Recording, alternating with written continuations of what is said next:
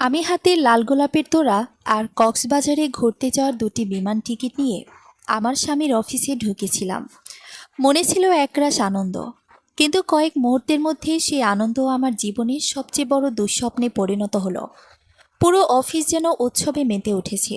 রঙিন বেলুন, ফুলের সাজ আর মিষ্টির আয়োজন। সবাই করতালি দিয়ে আমার স্বামী এবং কোম্পানির ব্যবস্থাপনা পরিচালক নাদিয়া রহমানের বাগদান উদযাপন করছে। সবার সামনে আমার স্বামী নাদিয়ার হাত ধরে তাকে কাছে টেনে নিলেন। তারপর তার কপালে ভালোবাসার চুমো এঁকে দিলেন। চারপাশে করতালির শব্দ আরও জোরে বেজে উঠল। তিনি নাদিয়ার হাত উঁচু করে ধরতেই আঙ্গুলের বড় হীরার আংটিটি সবার নজর কাড়ল। আমি কোনো কথা বললাম না, কোনো ঝগড়াও করলাম না। চুপচাপ দাঁড়িয়ে সব কিছু দেখলাম। তারপর মোবাইল বের করে কক্সবাজারে দুটি টিকিট বাতিল করে দিলাম। সঙ্গে সঙ্গে আমাদের যৌথ ব্যাংক হিসাব সাময়িকভাবে স্থগিত করার আবেদন করলাম। এরপর আমার আইনজীবীকে ফোন করে জানিয়ে দিলাম, কোম্পানিতে আমার ৮৩% মালিকানার সব অধিকার আমি অবিলম্বে প্রত্যাহার করছি। সেই শেয়ারের মূল্য ছিল প্রায় ৫,০০০ কোটি টাকারও বেশি। সেদিন সকালে আমি কতটা খুশি ছিলাম তা ভাষায় প্রকাশ করা কঠিন। ভালোবাসা দিবস সবসময় আমার আর আমার স্বামীর কাছে বিশেষ একটি দিন ছিল। ফুল বা উপহারের জন্য নয়, একসঙ্গে কিছুটা সময় কাটানোর জন্য। বিয়ের পর থেকেই তিনি আমাকে বলতেন, জেসিয়া, একদিন সব কাজের চাপ শেষ করে তোমাকে নিয়ে সমুদ্রের ধারে কয়েকটা দিন কাটাবো। তখন শুধু তুমি আর আমি, আর কেউ নয়। তাই এবার আমি নিজেই তাকে চমকে দিতে চেয়েছিলাম। অফিস ভবনের লিফট থেকে নেমে করিডোরে পা রাখতেই করতালির শব্দে পুরো তলাটা মুখর হয়ে উঠল। এক মুহূর্তের জন্য আমার মনে হয়েছিল হয়তো এই আয়োজন আমাকে চমকে দেওয়ার জন্যই। কিন্তু কয়েক সেকেন্ডের মধ্যে সেই ভুল ভেঙে গেল। সামনে বড় টেবিল জুড়ে মিষ্টি আর ফুলের সাজ, চারিদিকে রঙিন বেলুন, আর দেয়ালে ঝোলানো বিশাল একটা ব্যানারে লেখা, অভিনন্দন মিস্টার ইয়াসিন ও নাদিয়া রহমান।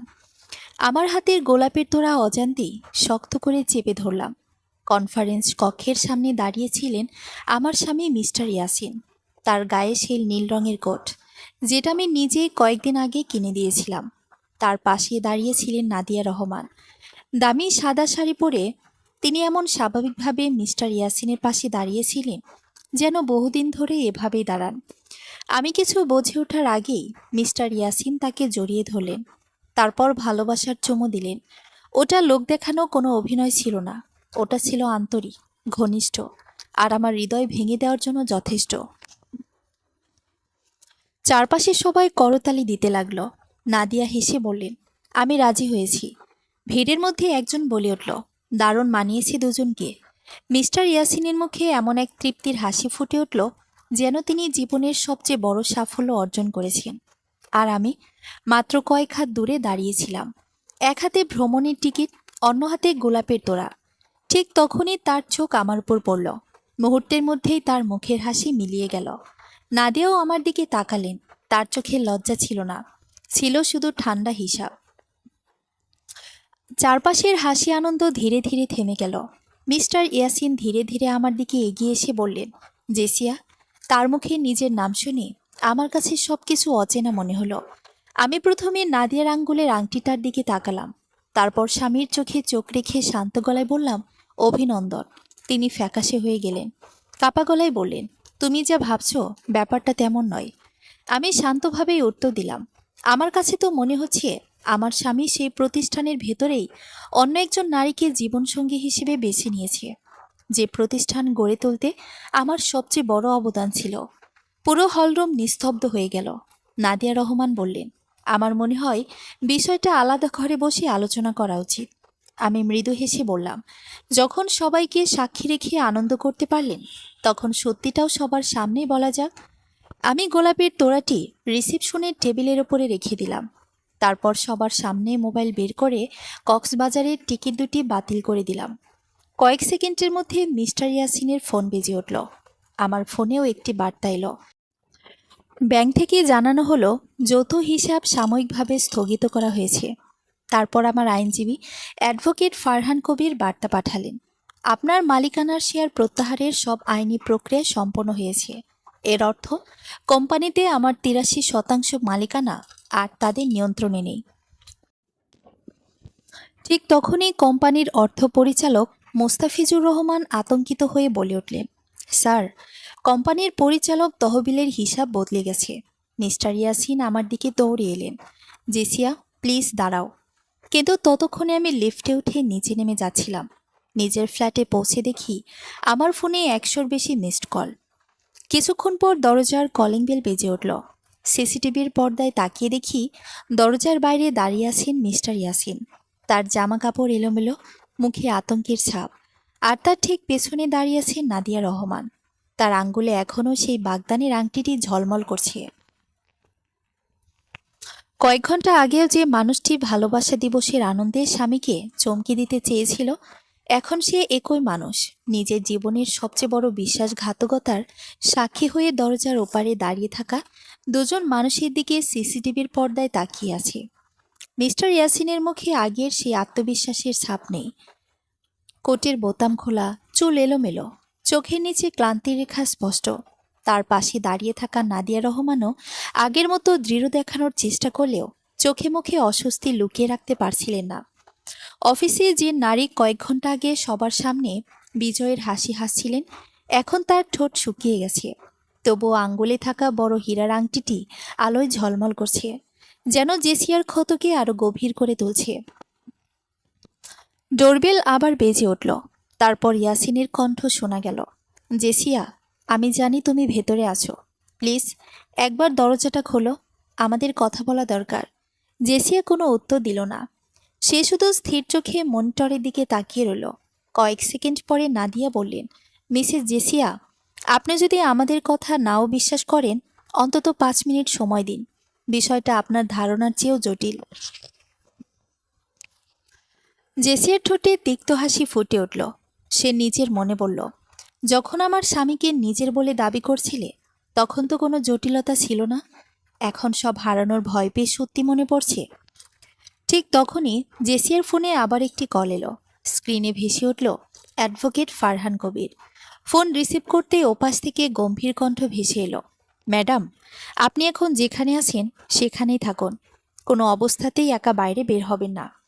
জেসিয়া অবাক হয়ে বলল, কেন, কি হয়েছে? ফারহান কিছুক্ষণ চুপ থেকে বললেন, আপনি শেয়ার প্রত্যাহারের নির্দেশ দেওয়ার পর কোম্পানির ভেতরে বড় ধরনের অস্থিরতা শুরু হয়েছে। কয়েকজন পরিচালক জরুরি বৈঠক ডাকছেন। আর সবচেয়ে উদ্বেগের বিষয় হলো, আপনার স্বাক্ষর জাল করে আরও কিছু সম্পদ অন্য প্রতিষ্ঠানে সরিয়ে নেওয়ার চেষ্টা হয়েছে বলে আমরা তথ্য পেয়েছি। জেসিয়ার বুক কেঁপে উঠল। মানে মানে এটা শুধু ব্যক্তিগত বিশ্বাসঘাতকতার ঘটনা নয়। অনেকদিন ধরে পরিকল্পনা চলছিল। আমরা ধারণা করছি আপনার মালিকানার অংশ দখল করার জন্য পুরো নাটক সাজানো হয়েছে। জেসিয়া ধীরে ধীরে সোফায় বসে পড়ল। অফিসে দেখা দৃশ্যগুলো একে একে মনে পড়তে লাগলো। গত 6 মাস ধরে ইয়াসিনের বদলে যাওয়া আচরণ, রাত করে বাসায় ফেরা, প্রায় জরুরি মিটিংয়ের অজুহাত, হঠাৎ করে সব আর্থিক নথি নিজে দেখতে যাওয়া, আর প্রতিবারই তাকে বলা, তুমি এসব নিয়ে মাথা ঘামিও না। সবকিছু যেন এখন এক সুতোই গাঁথা মনে হচ্ছে। ফারহান আবার বললেন, আমি আরেকটি বিষয় নিশ্চিত করেছি। আজ অফিসে যে বাগদানের অনুষ্ঠান হয়েছে, সেটা শুধু ব্যক্তিগত অনুষ্ঠান ছিল না। সেখানে কয়েকজন বড় বিনিয়োগকারী উপস্থিত ছিলেন। তাদের সামনে নতুন মালিকানা কাঠামোর একটি প্রস্তাব উপস্থাপন করার পরিকল্পনা ছিল। কিন্তু আমার 83% শেয়ার ছাড়া সেটা কিভাবে সম্ভব, সেটাই সবচেয়ে বড় প্রশ্ন। আর সেই প্রশ্নের উত্তর খুঁজতেই হবে। কল শেষ হতেই বাইরে আবার কড়া নাড়ার শব্দ শোনা গেল। এবার ইয়াসিনের গলায় অসহায়ত্ব স্পষ্ট। জেসিয়া, আমি ভুল করেছি, কিন্তু তুমি যা ভাবছো ব্যাপারটা পুরোটা তা নয়। দরজাটা একবার খোলো। নাদিয়াও বললেন, আপনি যদি আজ আমাদের কথা না শোনেন, কাল হয়তো অনেক দেরি হয়ে যাবে। জেসিয়া ধীরে ধীরে উঠে দরজার কাছে গেল, কিন্তু দরজা খুলল না। ভেতর থেকে বলল, তোমাদের কথা বিশ্বাস করার মতো কারণ কি একটা হলেও আছে? বাইরে কয়েক মুহূর্ত নীরবতা। তারপর ইয়াসিন নিচু গলায় বলল, যে কোম্পানিকে তুমি নিজের হাতে গড়েছ, সেটাই এখন এমন মানুষের লক্ষ্যবস্তু হয়ে গেছে যাদের আমরা কেউই চিনতে পারিনি। জেসিয়া ঠান্ডা স্বরে উত্তর দিল, তাহলে সেই মানুষের হাত ধরে বাগদান করলে কেন? ইয়াসিন উত্তর দেওয়ার আগেই নাদিয়া হঠাৎ বলে উঠলেন, কারণ এটা সত্যিকারের বাগদান ছিল না। দরজার ওপাশে কথাটা শুনে জেসিয়া প্রথমবারের মতো থমকে গেল। কিন্তু তার অভিজ্ঞতা তাকে শিখিয়েছে বিশ্বাসঘাতকের মুখে সত্য কখনো কখনো সবচেয়ে বড় মিথ্যা হতে পারে। ঠিক সেই মুহূর্তে জেসিয়ার ফোনে একটি অজানা নম্বর থেকে একটি ছবি এসে পৌঁছালো। ছবিটি খুলতেই তার চোখ বিস্ময়ে বড় হয়ে গেল। সেখানে দেখা যাচ্ছে 2 সপ্তাহ আগে গভীর রাতে কোম্পানির গোপন নথির কক্ষে ইয়াসিন ও নাদিয়া একসঙ্গে দাঁড়িয়ে আছেন। কিন্তু আরও ভয়ঙ্কর বিষয় হলো তাদের সামনে দাঁড়িয়ে আছে তৃতীয় একজন ব্যক্তি, যার মুখ স্পষ্ট দেখা যাচ্ছে না। আর সেই ব্যক্তির হাতে রয়েছে জেসিয়ার ব্যক্তিগত সিলমোহর ও স্বাক্ষরের নমুনা। ছবির নিচে মাত্র একটি লাইন লেখা, যাকে তুমি সবচেয়ে বেশি বিশ্বাস করেছিলে সে একা নয়। ছবিটি দেখে জেসিয়ার হাত কেঁপে উঠল। সে বুঝতে পারল তার যুদ্ধ এখন আর শুধু একজন বিশ্বাসঘাতক স্বামীর বিরুদ্ধে নয়। জেসিয়ার চোখ বারবার ফোনের স্ক্রিনে ভেসে ওঠা ছবিটির দিকে চলে যাচ্ছিল। ছবিটি যতবার দেখছে ততবারই তার মনে হচ্ছে এই ষড়যন্ত্রের শুরু আজ নয়, অনেক আগে থেকেই। ছবির অচেনা মানুষটির হাতে তার ব্যক্তিগত সিলমোহর আর স্বাক্ষরের নমুনা কিভাবে এলো? এই জিনিসগুলো তো সবসময় তার ব্যক্তিগত লকারে থাকতো। সেই লকারের পাসওয়ার্ড জানত মাত্র 2জন মানুষ, সে নিজে আর তার স্বামী মিস্টার ইয়াসিন। বুকের ভেতর হঠাৎ যেন বরফের মতো ঠান্ডা একটা অনুভূতি নেমে এলো। এতদিন যাকে জীবনের সবচেয়ে নিরাপদ মানুষ ভেবেছে, সেই মানুষই কি সবকিছুর চাবি অন্য কারো হাতে তুলে দিয়েছে? দরজার বাইরে আবারও কলিং বেল বেজে উঠল। এবার আর কোনো অনুনয় নয়, ইয়াসিনের কণ্ঠে স্পষ্ট আতঙ্ক। জেসিয়া, তুমি যদি আজ দরজা না খোলো তাহলে হয়তো আমরা কেউই আর বাঁচতে পারবো না। প্লিজ একবার আমার কথা শোনো। কথাগুলো শুনে জেসিয়া ভ্রুকুঁচকে ফেলল। একজন মানুষ যে কয়েক ঘন্টা আগেও অন্য এক নারীর হাত ধরে বাগদানের ঘোষণা দিচ্ছিল, সে এখন প্রাণ ভিক্ষার মতো করে দরজা খুলতে বলছে কেন? নিশ্চয়ই এমন কিছু ঘটেছে যা তার নিয়ন্ত্রণের বাইরে চলে গেছে। ঠিক তখনই অ্যাডভোকেট ফারহান কবির আবার ফোন করলেন। ফোন ধরতেই তিনি বললেন, ম্যাডাম, আমি আপনার কাছে আসি, কিন্তু তার আগেই আপনাকে একটা বিষয় জানাতে হবে। কোম্পানির মূল সার্ভার থেকে গত 1 বছরে বিপুল পরিমাণ তথ্য গোপনে কপি করা হয়েছে। আমরা সন্দেহ করছি আপনার শেয়ার দখলের পাশাপাশি পুরো কোম্পানিটাই অন্য একটি প্রতিষ্ঠানের হাতে তুলে দেওয়ার পরিকল্পনা ছিল। জেসিয়া ধীরে ধীরে জানালার পাশে গিয়ে দাঁড়ালো। নিচের রাস্তায় মানুষের স্বাভাবিক চলাফেরা চলছে, অথচ তার নিজের জীবন যেন মুহূর্তেই উল্টে গেছে। সে শান্ত গলায় বলল, প্রমাণ? ফারহান বললেন, প্রমাণ আছে, তবে আরও বড় প্রমাণ একজন মানুষের কাছে আছে। তিনি এতদিন ভয়ে মুখ খুলতে পারেননি, কিন্তু আজ বিকেলে অফিসে যা হয়েছে তারপর তিনি আমাদের সঙ্গে যোগাযোগ করেছেন। কে তিনি? আপনাদের আইটি বিভাগের প্রধান রাকিব হাসান। নামটা শুনেই জেসিয়ার মনে পড়ল রাকিব খুবই শান্ত স্বভাবের একজন কর্মী। কোম্পানির শুরু থেকে তিনি কাজ করছেন, কখনো বাড়তি কথা বলেন না, কিন্তু গত কয়েক মাস তাকে অস্বাভাবিক চুপচাপ লাগছিল। কয়েকবার কথা বলতে চেয়েও ব্যস্ততার কারণে আর হয়ে ওঠেনি। ফারহান আবার বললেন, রাকিব দাবি করেছেন গত 6 মাস ধরে কোম্পানির ভেতরে আলাদা একটি গোপন সার্ভার ব্যবহার করা হচ্ছিল। সেই সার্ভারে শুধু 4জন মানুষের প্রবেশাধিকারী ছিল। কারা? মিস্টার ইয়াসিন, নাদিয়া রহমান, অর্থ পরিচালক মোস্তাফিজুর রহমান, আর চতুর্থ ব্যক্তির নাম এখনও তিনি বলতে চাননি। বলেছেন সামনাসামনি বলবেন। কথাটা শেষ হতেই বাইরে থেকে হঠাৎ জোরে ধাক্কার শব্দ এলো। মনে হলো কেউ দরজায় আঘাত করছে। জেসিয়া দ্রুত সিসিটিভির স্ক্রিনে তাকালো। ইয়াসিন আর নাদিয়া ছাড়া আরও 3জন কালো পোশাক পরা লোক সেখানে এসে দাঁড়িয়েছে। তাদের একজন বারবার চারপাশে তাকাচ্ছে, যেন কাউকে খুঁজছে। জেসিয়ার বুক ধক করে উঠল। এই মানুষগুলোকে সে আগে কখনোই দেখেনি। ঠিক তখনই ইয়াসিন তাদের দিকে ঘুরে চিৎকার করে বলল, তোমরা এখানে কেন এসেছো? আমি তো বলেছিলাম কেউ আসবে না। লোকগুলোর একজন ঠান্ডা গলায় উত্তর দিল, স্যার, সময় শেষ হয়ে যাচ্ছে। ম্যাডাম যদি নথিগুলো অন্য কারো হাতে দিয়ে দেন তাহলে আমরা সবাই শেষ। কথাটা শুনে জেসিয়া বুঝে গেল বিষয়টা তার ধারণার চেয়েও অনেক গভীর। সে দ্রুত নিজের ব্যক্তিগত স্টাডি রুমে ঢুকে দেয়ালের সঙ্গে লাগানো পুরনো কাঠের আলমারির সামনে দাঁড়ালো। আলমারির নিচের ড্রয়ারে একটি ছোট স্টিলের বাক্স ছিল। বাক্সটি খুলতে বেরিয়ে এলো কয়েকটি পুরনো ফাইল, কিছু জমির দলিল এবং একটি কালো রঙের পেন ড্রাইভ। এই পেন ড্রাইভটির কথা তার অনেক দিন মনে ছিল না।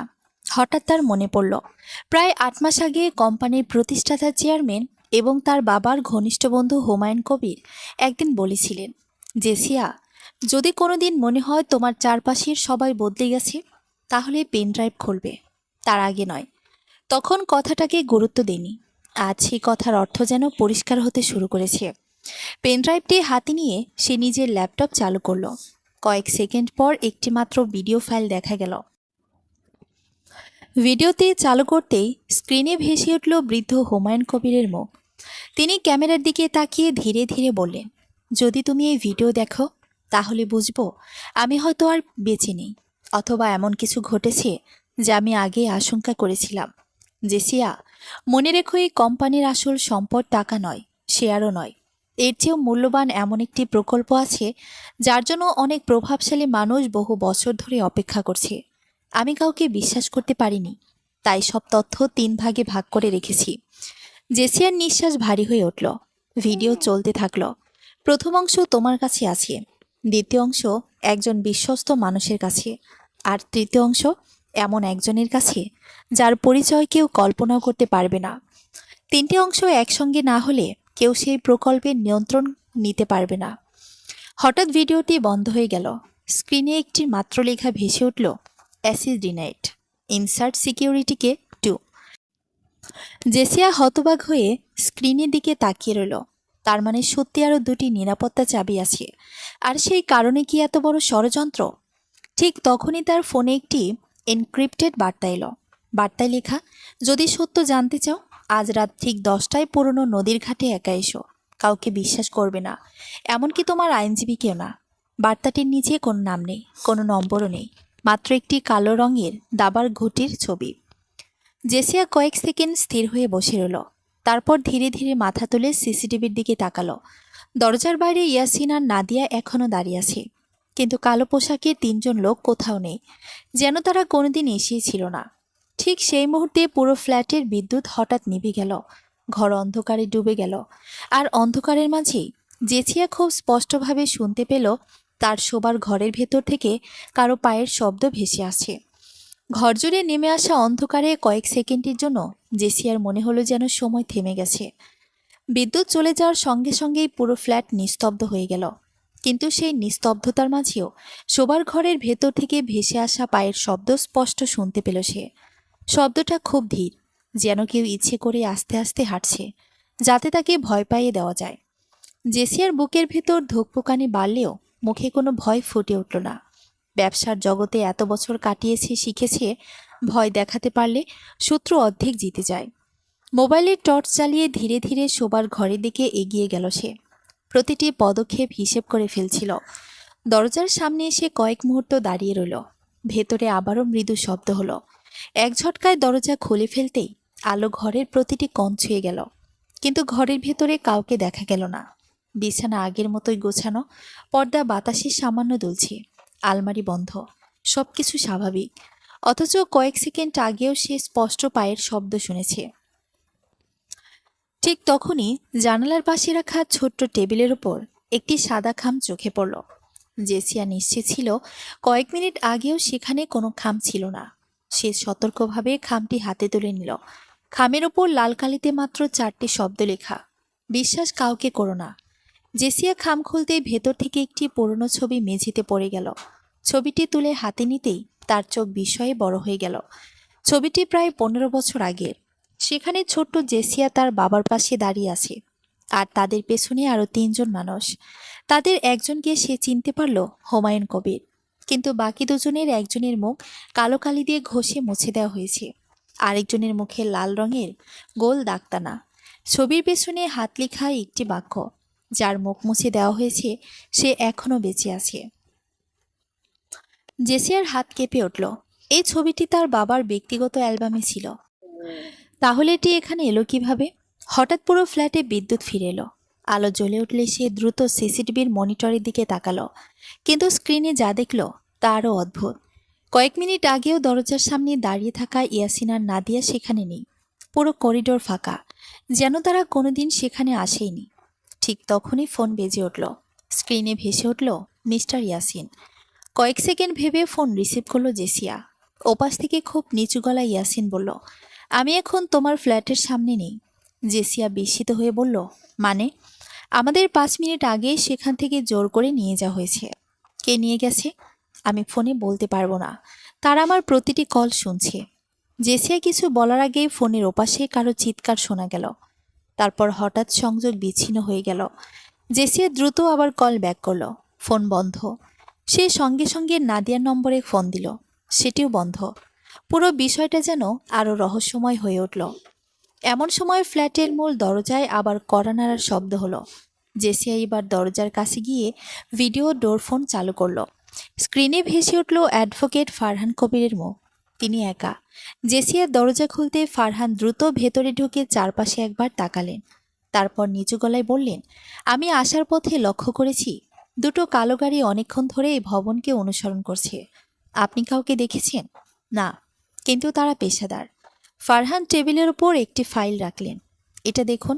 ফাইল খুলতেই জেসিয়া দেখতে পেল কোম্পানির গত 2 বছরের গোপন আর্থিক নথি।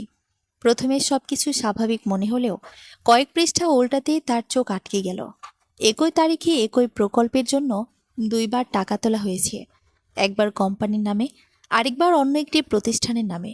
সেই প্রতিষ্ঠানের নাম RN হোল্ডিংস লিমিটেড। জেসিয়া ভ্রুকুচকে বলল, এই কোম্পানির নাম আমি কখনো শুনিনি। ফারহান শান্ত গলায় বললেন, শুনবেন কিভাবে? কাগজে কলমে এই কোম্পানির মালিক অন্য কেউ, কিন্তু প্রকৃত নিয়ন্ত্রণে রয়েছে এমন একজন যাকে আপনি খুব ভালো করে চেনেন। কে? ফারহান উত্তর দেওয়ার আগেই তার ফোন বেজে উঠল। কলটি রাকিব হাসানের। ফারহান স্পিকার অন করলেন। ওপাশ থেকে রাকিব হাঁপাতে হাঁপাতে বলল, স্যার, তার আমার পেছনে লেগেছে। আমি বেশিক্ষণ নিরাপদ নই। ফারহান বললেন, শান্ত হও। আপনি কোথায়? পুরনো নদীর ঘাটে। জেসিয়ার বুক ধক করে উঠল। এটাই তো সেই জায়গা যেখানে অজ্ঞাত নম্বর থেকে তাকে রাত 10টায় যেতে বলা হয়েছিল। রাকিব আবার বলল, আমি সব সত্য জানি। কোম্পানির টাকা কোথায় গেছে, কারা স্বাক্ষর জাল করেছে, কারা বাগদানের নাটক সাজিয়েছে, সব জানি। কিন্তু সবচেয়ে বড় সত্যটা অন্য। কী সত্য? কয়েক সেকেন্ড নীরবতার পর রাকিব কাপা গলায় বলল, মিস্টার ইয়াসিন এই ষড়যন্ত্রের মূল পরিকল্পনাকারী নন। জেসিয়া অবাক হয়ে ফারহানের দিকে তাকালো। রাকিব আবার বলল, তিনি নিজেও কারো হাতে ব্যবহার হচ্ছেন। আসল মানুষটা এখনও সামনে আসেনি। ঠিক তখনই ফোনের ওপাশে বিকট একটি শব্দ হলো। মনে হলো গুলির আওয়াজ। তারপর রাকিবের কণ্ঠ ভেসে এলো, ম্যাডাম, যদি বাঁচতে চান আপনার বাবার পুরনো বাড়িতে যান, ওখানেই। কথা শেষ হওয়ার আগেই লাইন কেটে গেল। ঘরের ভেতর আবারও নীরবতা নেমে এলো। জেসিয়া আর ফারহান একে অপরের দিকে তাকিয়ে রইল। দুজনেই বুঝতে পারল এখন আর শুধু কোম্পানির শেয়ার বা বিশ্বাসঘাতকতার প্রশ্ন নয়, বহু বছর আগে শুরু হওয়া এমন একটি গোপন খেলার দরজা খুলে গেছে, যার শেষ কোথায় তা এখনও কেউ জানে না। রাকিবের শেষ কথাগুলো যেন বারবার জেসিয়ার কানে প্রতিধ্বনিত হচ্ছিল, যদি বাঁচতে চান আপনার বাবার পুরনো বাড়িতে যান। কথাগুলো শেষ হওয়ার আগেই ফোন কেটে গিয়েছিল। তারপর থেকে নম্বরটি আর সচল নেই। অ্যাডভোকেট ফারহান কবির কয়েকবার চেষ্টা করেও রাকিবের সঙ্গে যোগাযোগ করতে পারলেন না। ঘড়ির কাঁটা তখন রাত 9:30 ছুঁই ছুঁই। বাইরে হালকা বৃষ্টি শুরু হয়েছে। জানালার কাচ বেয়ে টুপটাপ বৃষ্টির ফোঁটা গড়িয়ে পড়ছে। অথচ জেসিয়ার মনে হচ্ছিল সময় যেন তার জন্য অপেক্ষা করছে না। যত দেরি হবে ততই প্রমাণ মুছে ফেলার সুযোগ পাবে ষড়যন্ত্রকারীরা। ফারহান নথিগুলো আবার ব্যাগে ভরে বললেন, আমার মনে হচ্ছে আজ রাতে আমাদের সেখানে যাওয়া উচিত। কিন্তু একটা বিষয় মাথায় রাখতে হবে, যে লোকগুলো রাকিবকে অনুসরণ করছিল তারা নিশ্চয়ই আপনার বাবার বাড়ির কথাও জানে। আমরা যদি সরাসরি যাই তাহলে ওরাও আমাদের পিছু নেবে। জেসিয়া কয়েক মুহূর্ত চুপ করে রইল। তারপর বলল, তাহলে আমরা মূল রাস্তা দিয়ে যাব না। বাবা সবসময় বলতেন পুরনো বাড়িতে যাওয়ার একটা বিকল্প রাস্তা আছে, যেটা গ্রামের মানুষ ছাড়া কেউ জানে না। ফারহান বিস্মিত হয়ে তাকালেন। আপনি আগে কখনো গিয়েছেন? ছোটবেলায়, কিন্তু বহু বছর হয়ে গেছে। কিছুক্ষণ পর দুজন আলাদা গাড়িতে বেরিয়ে পড়লেন। নিরাপত্তার জন্য একসঙ্গে না যাওয়ার সিদ্ধান্ত নেওয়া হলো। জেসিয়া নিজের গাড়ি চালাচ্ছিল। শহরের আলো ধীরে ধীরে পেছনে পড়ে রইল। সামনে শুধু অন্ধকার রাস্তা আর বৃষ্টির শব্দ। তার মনে পড়ছিল বাবার কথা। ব্যবসা শুরু করার আগে বাবা সব সময় বলতেন, সম্পদ রক্ষা করার সবচেয়ে বড় উপায় হলো কাউকে পুরো সত্য না জানানো। তখন কথাটার অর্থ বুঝতে পারিনি, আজ বুঝতে পারছি। বাবা অনেক আগেই বিপদের গন্ধ পেয়েছিলেন। প্রায় 1.5 ঘন্টা পর তারা গ্রামের শেষ প্রান্তে পৌঁছালো। চারদিকে নির্জনতা, কেবল দূরে ঝিঝি পোকার ডাক। বিশাল পুরনো বাড়িটা অন্ধকারে আরো ভয়ঙ্কর লাগছিল। লোহার গেট মরিচা পড়ে লালচে হয়ে গেছে। বাড়ির উঠানে আগাছা কোমর ছুঁই ছুঁই। মনে হয় বহু বছর ধরে এখানে কেউ থাকেনি। জেসিয়া গেট খুলতেই কড়কড় শব্দ উঠল। সেই শব্দ শুনে আশপাশের কয়েকটি পাখি উড়ে গেল। সে ধীরে ধীরে উঠান পেরিয়ে বারান্দায় উঠল। দরজায় এখনো সেই পুরনো তালা ঝুলছে। ব্যাগ থেকে চাবির গোছা বের করল। আশ্চর্যের বিষয়, তৃতীয় চাবিটিতেই তালা খুলে গেল। ভেতরে ঢুকতেই ধুলোর গন্ধ নাকে এলো। দেয়ালে বাবা মায়ের পুরনো ছবিগুলো এখনো ঝুলছে। একটা কাঠের দোলনা, পুরনো বুকশেলফ আর বিশাল ডাইনিং টেবিল, সবকিছু যেন সময়ের মধ্যে আটকে আছে। জেসিয়া কয়েক মুহূর্ত নীরবে দাঁড়িয়ে রইল। ছোটবেলার অসংখ্য স্মৃতি চোখের সামনে ভেসে উঠল। মা রান্নাঘর থেকে ডাকছেন, বাবা লাইব্রেরি বসে ফাইল দেখছেন, আর সে দৌড়ে পুরো বাড়ি ঘুরে বেড়াচ্ছে।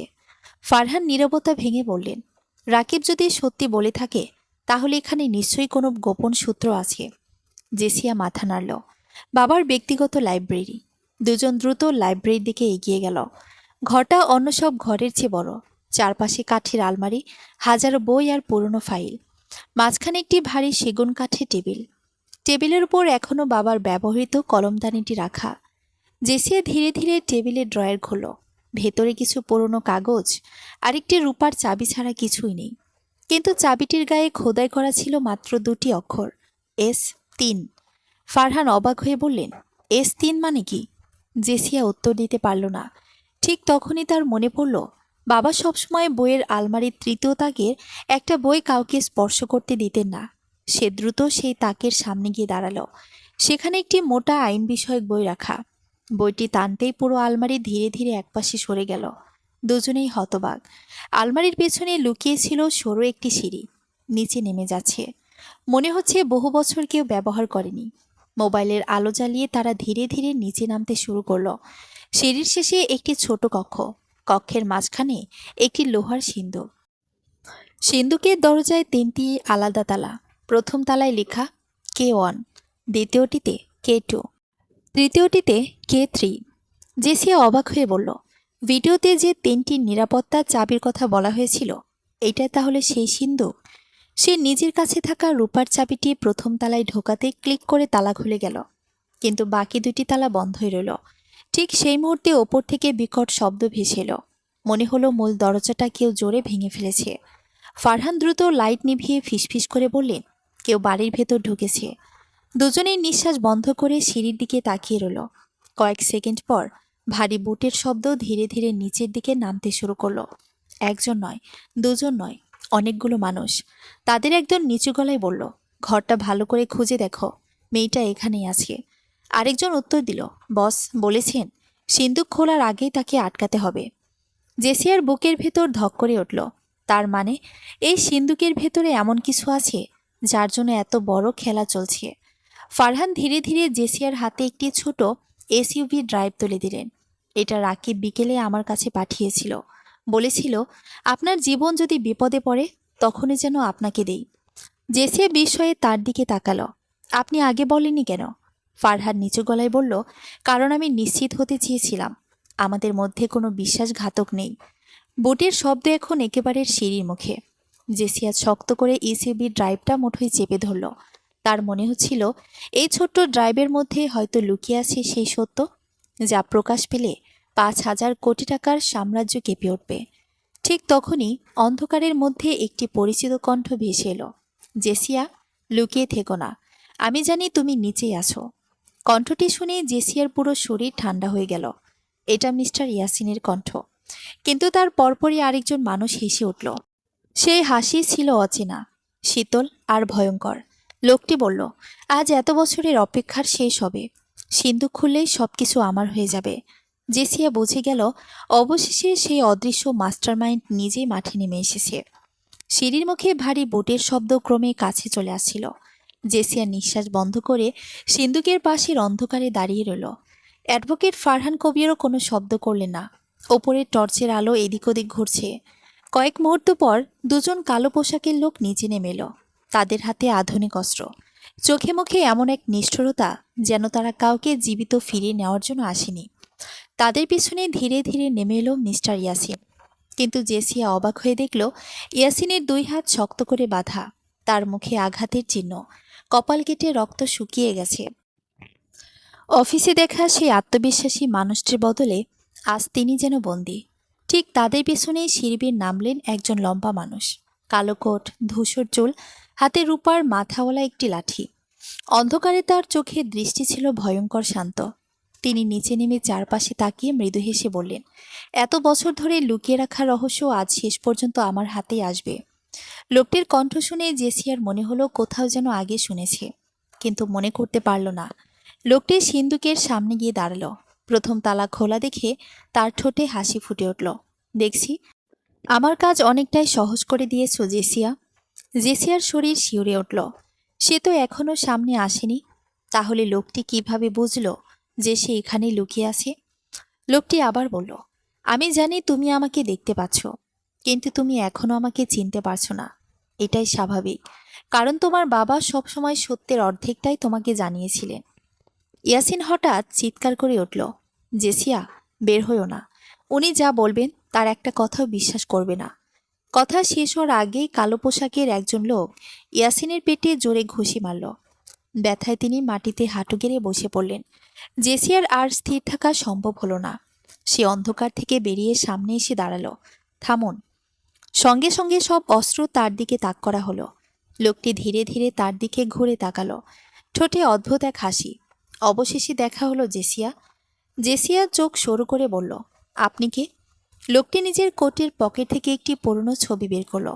সেই ছবিটি, যেটা কিছুক্ষণ আগে সে খামে পেয়েছিল।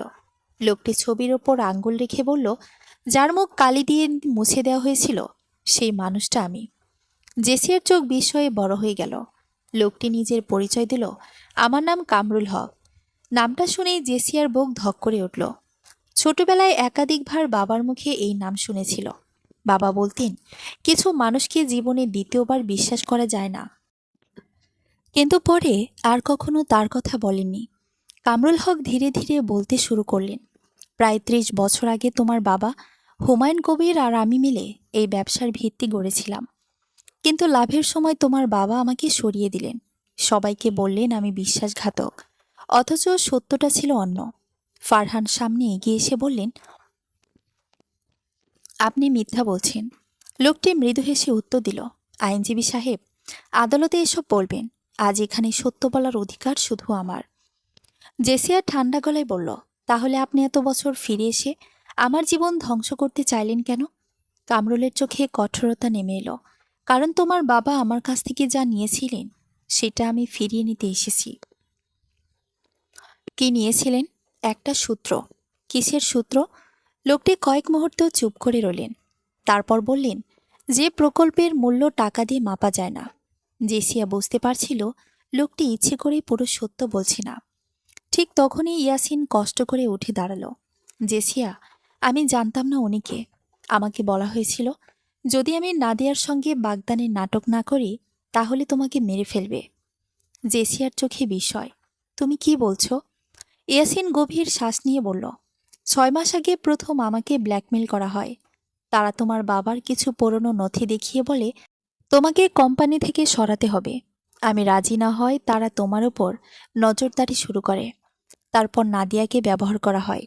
অফিসের বাগদান ছিল পুরোটা সাজানো নাটক। উদ্দেশ্য ছিল তুমি রাগ করে শেয়ার ছেড়ে দেবে, তারপর জাল কাগজ ব্যবহার করে সবকিছু দখল করবে। নাদিয়া রহমান, যিনি এতক্ষণ নীরবে দাঁড়িয়েছিলেন, হঠাৎ বলে উঠলেন, আমি সব জানতাম না। সবাই তার দিকে তাকালো। নাদিয়া ধীরে ধীরে বললেন, আমাকে বলা হয়েছিল এটা শুধু ব্যবসায়িক চুক্তি। পরে বুঝেছি আমি নিজেও ফাঁদে পড়েছি। কামরুল হক বিরক্ত হয়ে লাঠি মেঝেতে ঠুকলেন। অনেক নাটক হয়েছে, এবার সিন্দুক খোলো। জেসিয়া শান্ত গলায় বলল, আমার কাছে শুধু প্রথম চাবি আছে, বাকি দুটো কোথায়? জানি না। কামরুল ঠান্ডা হাসলেন, জানো, শুধু এখনো মনে পড়েনি। ঠিক সেই সময় ফারহানের হাতে থাকা ইউএসবি ড্রাইভ দিয়ে হঠাৎ আলো জ্বলে উঠল। সবাই অবাক হয়ে তাকিয়ে রইল। ড্রাইভটি সিন্দুকের পাশে আনতে দ্বিতীয় তালা থেকে ক্ষীণ সবুজ আলো বের হতে লাগলো। জেসিয়া বিস্ময়ে বলল, এটাই তাহলে দ্বিতীয় নিরাপত্তা চাবি। কামরুল হক লোভে চকচক করা চোখে এগিয়ে এলেন। খুলে ফেলো। কিন্তু ঠিক তখনই সিন্দুকের ভেতর থেকে একটি যান্ত্রিক কণ্ঠ ভেসে এলো, দ্বিতীয় চাবি শনাক্ত হয়েছে। তৃতীয় চাবি ছাড়া সিস্টেম খুলবে না। ভুল চেষ্টা করলে সমস্ত তথ্য স্থায়ীভাবে ধ্বংস হয়ে যাবে। কয়েক সেকেন্ডের জন্য সবাই নিশ্চুপ হয়ে গেল। তারপর কামরুল হক ধীরে ধীরে ইয়াসিনের দিকে তাকিয়ে হেসে বললেন, তাহলে সময় এসেছে শেষ টাসটি খেলার। তিনি পকেট থেকে একটি পুরনো খাম বের করে জেসিয়ার দিকে ছুড়ে দিলেন, এটা পড়ো। জেসিয়া খাম খুলতে ভেতর থেকে একটি জন্মসনদ বেরিয়ে এলো। কাগজটির ওপর লেখা নাম দেখে তার পুরো পৃথিবী যেন থেমে গেল, কারণ সেখানে স্পষ্ট লেখা, পিতা কামরুল হক। জেসিয়া হতবাক হয়ে কাগজটির দিকে তাকিয়ে রইল। সে ফিসফিস করে বলল, এটা এটা অসম্ভব। কামরুল হক মৃদু হেসে উত্তর দিলেন, অসম্ভব নয় জেসিয়া, তোমার বাবা সারা জীবন তোমার কাছ থেকে সবচেয়ে বড় সত্যটা লুকিয়ে রেখেছিলেন। সিন্দুকের ঘরে নেমে এলো মৃত্যুর মতো নিরাপত্তা। আর জেসিয়া বুঝতে পারল, তার জীবন সম্পর্কে যে সে সত্য এতদিন বিশ্বাস করে এসেছে সেটা হয়তো সম্পূর্ণ ভুল। জেসিয়ার হাত কাঁপছিল। জন্মসনদটি বারবার চোখের সামনে ধরেও সে যেন বিশ্বাস করতে পারছিল না। কাগজে স্পষ্ট অক্ষরে লেখা, পিতা কামরুল হক। তার বুকের ভেতর যেন ঝড় বয়ে গেল। ছোটবেলা থেকে যাকে বাবা বলে জেনে এসেছে, যিনি তাকে মানুষ করেছেন, যিনি মৃত্যুর আগ পর্যন্ত নিজের জীবন দিয়ে তাকে আগলে রেখেছেন, তিনি কি তবে তার প্রকৃত বাবা নন? কয়েক মুহূর্তের জন্য চারপাশের সব শব্দ যেন হারিয়ে গেল। সিন্দুক ঘরের ভেতর উপস্থিত সবাইকে ঝাপসা লাগছিল। কেবল কাগজের সেই কয়েকটি শব্দ তার চোখের বারবার ভেসে উঠছিল। কামরুল হক ঠোঁটের কোণে বিজয়ীর হাসি টেনে বললেন, এখন বুঝতে পারছো কেন এই সম্পদের ওপর আমার অধিকার? তোমার বাবা শুধু আমার ব্যবসা নয়, আমার পরিবারও কেড়ে নিয়েছিল। তোমাকে নিজের মেয়ে পরিচয় দিয়ে বড় করেছে, সত্যিটা লুকিয়ে রেখেছে সারা জীবন। জেসিয়া ধীরে ধীরে মাথা তুলল। তার চোখে জল ছিল না, ছিল অদ্ভুত এক স্থিরতা। সে শান্ত গলায় বলল, আপনি যদি সত্যি আমার বাবা হন, তাহলে এত বছর কোথায় ছিলেন? কেন কোনোদিন আমার খোঁজ নেননি?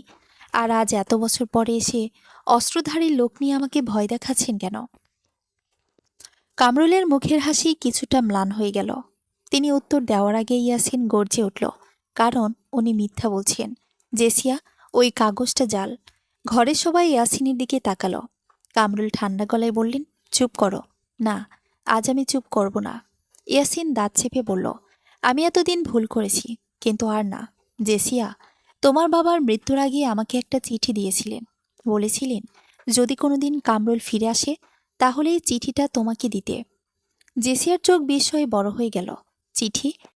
ইয়াসিন ধীরে ধীরে নিজের কোটের ভেতরের পকেট থেকে একটি পুরনো বাদামি খাম বের করল। খামটি দেখে জেসিয়ার বুক কেঁপে উঠল। খামের উপর তার বাবার হাতে লেখা, শুধুমাত্র জেসিয়ার জন্য। কামরুল হক মুহূর্তে চিৎকার করে উঠলেন, ওটা তাকে দেবে না। কিন্তু ততক্ষণ ইয়াসিন খামটি জেসিয়ার দিকে ছুড়ে দিয়েছে। জেসিয়া দ্রুত খামটি খুলে পড়ল। ভেতর একটি চিঠি এবং একটি ডিএনএ পরীক্ষার প্রতিবেদন। চিঠির শুরুতে লেখা, মা জেসিয়া, যদি তুমি এই চিঠি পড়ো তাহলে বুঝবি আমি আর তোমার পাশে নেই। আজ আমি এমন একটি সত্য লিখে যাচ্ছি যা এত বছর কাউকে বলিনি, কারণ আমি চাইনি তোমার জীবন বিপদের মুখে পড়ুক। জেসিয়ার হাত আরও কাঁপতে লাগলো। সে পড়তে থাকলো, কামরুল হক তোমার বাবা নন। তিনি এই মিথ্যেটা ব্যবহার করবেন, কারণ তিনি জানেন সত্য যাচাই করার আগে মানুষ আবেগে ভুল সিদ্ধান্ত নেয়। এই খামের ভেতরে থাকা ডিএনএ পরীক্ষার প্রতিবেদনই সত্যের প্রমাণ। আমি তোমার জৈবিক বাবা না হলেও তোমাকে নিজের সন্তানের মতোই বড় করেছি। তোমার প্রকৃত বাবা মা একটি দুর্ঘটনায় মারা যান যখন তোমার বয়স মাত্র 6 মাস। সেদিন থেকে তুমি আমার মেয়ে। চিঠির নিচে বাবার স্বাক্ষর, আর ডিএনএ প্রতিবেদনে স্পষ্ট লেখা, কামরুল হকের সঙ্গে জেসিয়ার কোনো জৈবিক সম্পর্ক পাওয়া যায়নি। জেসিয়া ধীরে ধীরে মাথা তুলল। তার চোখ এবার আর দ্বিধা নেই। সে সোজা কামরুলের দিকে তাকিয়ে বলল, আপনার প্রথম চাল ব্যর্থ হয়েছে। কামরুল কয়েক সেকেন্ড নীরব রইলেন। তারপর ধীরে ধীরে হাততালি দিতে শুরু করলেন। অসাধারণ। আমি জানতাম বৃদ্ধ লোকটা কিছু না কিছু রেখে যাবে। তার মুখের হাসি আবার ফিরে এলো, কিন্তু তাতে কিছুই বদলাবে না। জেসিয়া দৃঢ় গলায় বলল, সব কিছু বদলে যাবে। কিভাবে? কারণ এখন আমি জানি আপনি শুরু থেকেই মিথ্যা বলছেন। কামরুল এবার আর উত্তর দিলেন না। তিনি হঠাৎ লাঠির মাথায় চাপ দিতেই সিন্দুকের ঘরের অন্য প্রান্তে দেয়াল সরে গেল। ভেতর থেকে আরো কয়েকজন সশস্ত্র লোক বেরিয়ে এলো। ফারহান ফিসফিস করে বললেন, আমরা ফাঁদে পড়েছি। কামরুল বললেন, আমি কখনো শুধু একটা পরিকল্পনা নিয়ে চলি না। তিনি ধীরে ধীরে সিন্দুকের কাছে গিয়ে দাঁড়ালেন। তোমরা সবাই ভাবছ তৃতীয় চাবি নেই, কিন্তু তৃতীয় চাবি এতক্ষণ এই ঘরেই ছিল। সবাই বিস্ময়ে তাকিয়ে রইল। কামরুল এবার দৃষ্টি ঘুরিয়ে সরাসরি ইয়াসিনের দিকে তাকালেন। তোমার গলায় যে লকেটটা ঝুলছে সেটা খুলে দাও। ইয়াসিন অবাক হয়ে নিজের গলার দিকে তাকালো। ছোট্ট রূপার লকেটটি সে বহু বছর ধরে পড়ে আছে। জেসিয়া বিস্ময়ে বলল, ওটা তো তোমার মায়ের স্মৃতি। ইয়াসিন মাথা নাড়ল। আমিও তাই জানতাম।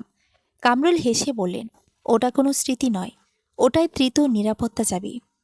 এক মুহূর্তের জন্য সবাই স্তব্ধ হয়ে গেল।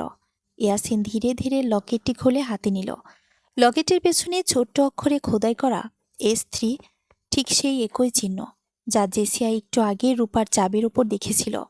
জেসিয়ার মনে পড়ে গেল সিন্দুকের প্রথম চাবিতে ছিল S1, এসইউভি ড্রাইভ ছিল S2, আর ইয়াসিনের গলার লকেট S3। তার মানে এত বছর ধরে ইয়াসিন নিজেই অজান্তে তৃতীয় চাবি বহন করে বেরিয়েছে। কামরুল ধীরে ধীরে হাত বাড়িয়ে বললেন, এবার আমাকে দাও। ইয়াসিন কিছুক্ষণ লকেটটির দিকে তাকিয়ে রইল। তারপর হঠাৎ ঘুরে লকেটটি জেসিয়ার দিকে ছুঁড়ে দিল। জেসিয়া, দৌড়াও। পরের মুহূর্তে গুলির বিকট শব্দে পুরো গোপন কক্ষ কেঁপে উঠল। জেসিয়া চমকে উঠে দেখল ইয়াসিন তার সামনে দাঁড়িয়ে আছে, আর তার কাঁধ থেকে ধীরে ধীরে রক্ত ঝরতে শুরু করেছে। ইয়াসিন কষ্টে দাঁড়িয়ে থেকেও একটা কথাই বলল, যে ভুল করেছি আজ তার প্রায়শ্চিত্ত করব। জেসিয়া মুহূর্তের জন্য সব ভুলে তার দিকে ছুটে গেল। আর ঠিক সেই সময় সিন্দুকের 3টি তালা একসঙ্গে সবুজ আলোয় জ্বলে উঠল। গভীর ধাতব এক যান্ত্রিক শব্দ ভেসে এলো।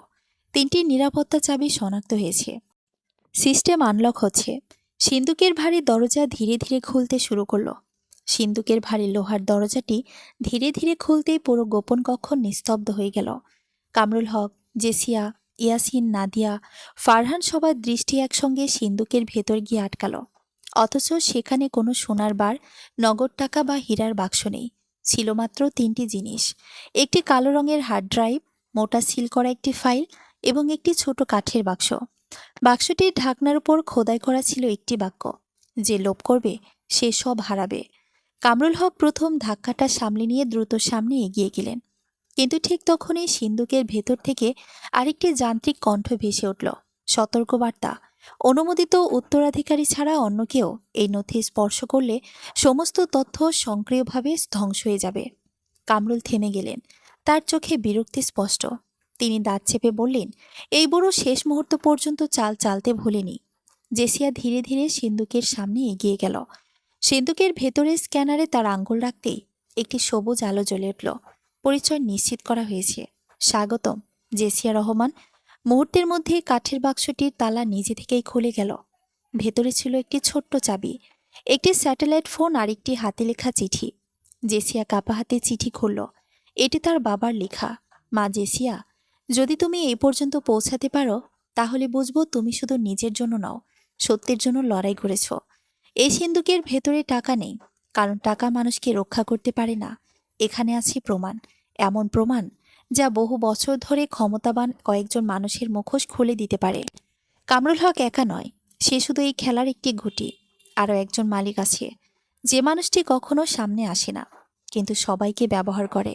তুমি যদি তাকে খুঁজে বের করতে পারো তাহলে শুধু তোমার কোম্পানি নয়, আর অনেক মানুষের জীবন বাঁচবে। মনে রেখো, কাউকে অন্ধভাবে বিশ্বাস করবে না। এমনকি যার ওপর সবচেয়ে বেশি ভরসা করো সেও কোনো না কোনো সময় দুর্বল হয়ে পড়তে পারে। সত্যকে বিশ্বাস করো, মানুষকে নয়। তোমার বাবা। চিঠি পড়া শেষ হতেই পুরো ঘরের নীরবতা নেমে এলো। কামরুল এবার ধৈর্য হারিয়ে ফেলেন। চিঠি পড়া শেষ, এবার হার্ড ড্রাইভটা আমাকে দাও। জেসিয়া ধীরে ধীরে মাথা তুলল। না, তুমি বুঝতে পারছো না এর পরিণতি কি হবে। আমি খুব ভালো করেই বুঝেছি। কামরুল হাত তুলতেই তার লোকগুলো অস্ত্র তাক করল। ফারহান জেসিয়ার সামনে দাঁড়িয়ে গেলেন। নাদিয়াও এক পা এগিয়ে এলেন। কামরুল বিস্মিত হয়ে বললেন, তুমি? নাদিয়া দৃঢ় গলায় উত্তর দিলেন, আমি ভুল করেছি, কিন্তু খুনি নই। কামরুল রাগে গর্জে উঠলেন, বিশ্বাসঘাতক। ঠিক সেই মুহূর্তে গুলির শব্দে পুরো ঘর কেঁপে উঠল, কিন্তু গুলি কেউ চালায়নি। শব্দটি এসেছিল সিন্দুকের ভেতরের হার্ড ড্রাইভ থেকে। হঠাৎ হার্ড ড্রাইভটি নিজে থেকে চালু হয়ে দেয়ালে লাগানো প্রজেক্টরের সঙ্গে সংযুক্ত হয়ে গেল। দেয়ালের ওপর একটি ভিডিও ভেসে উঠল।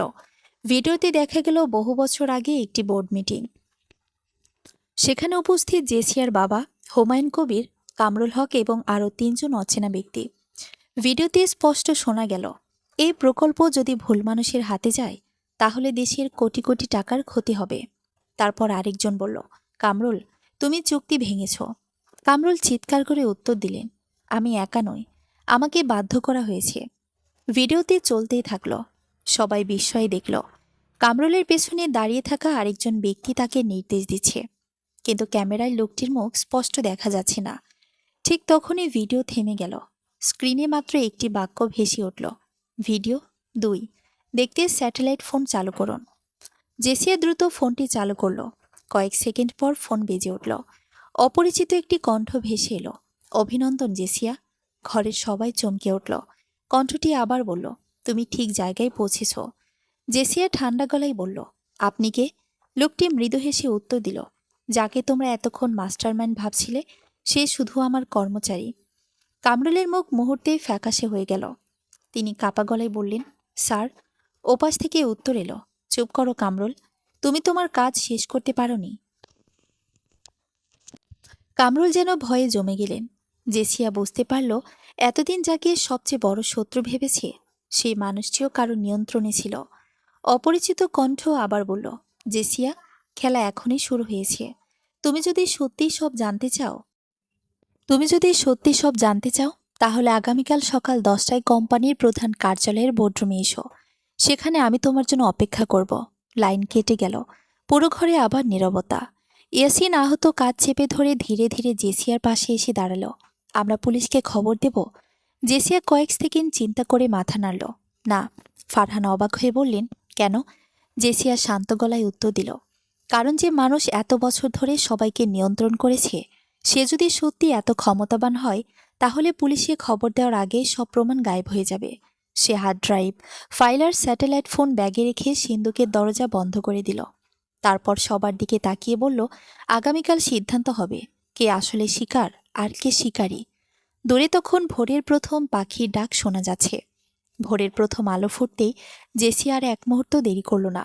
সিন্দুক থেকে পাওয়া হার্ড ড্রাইভ, গোপন ফাইল আর স্যাটেলাইট ফোন একটি বিশেষ নিরাপত্তা ব্যাগে রেখে সে বাড়ি থেকে বেরিয়ে পড়ল। ফারহান কবির আগেই পুলিশে খবর দিতে চাইলেও জেসিয়া তাকে থামিয়ে দিয়েছিল।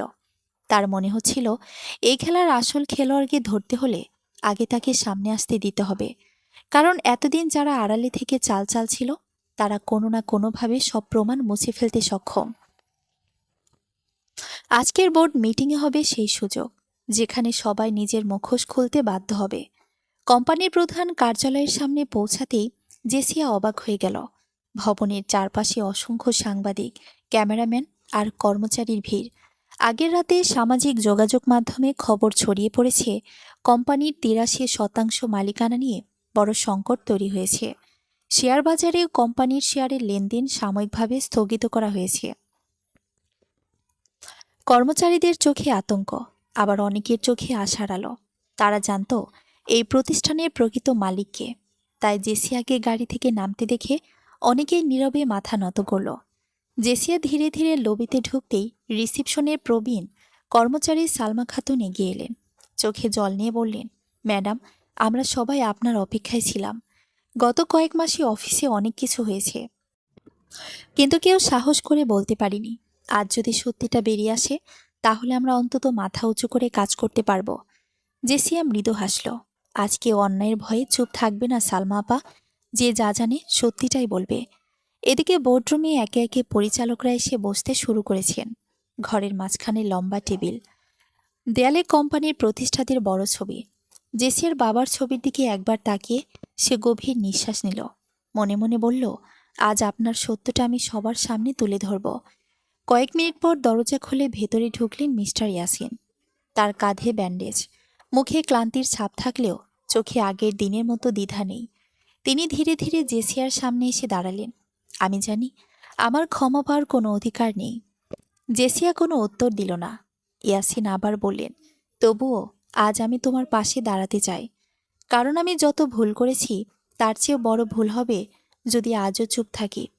জেসিয়া শুধু একটি কথাই বলল, আজ সত্য বলবে, একটাও মিথ্যা বললে আমি প্রথম তোমার বিরুদ্ধে সাক্ষ্য দেব।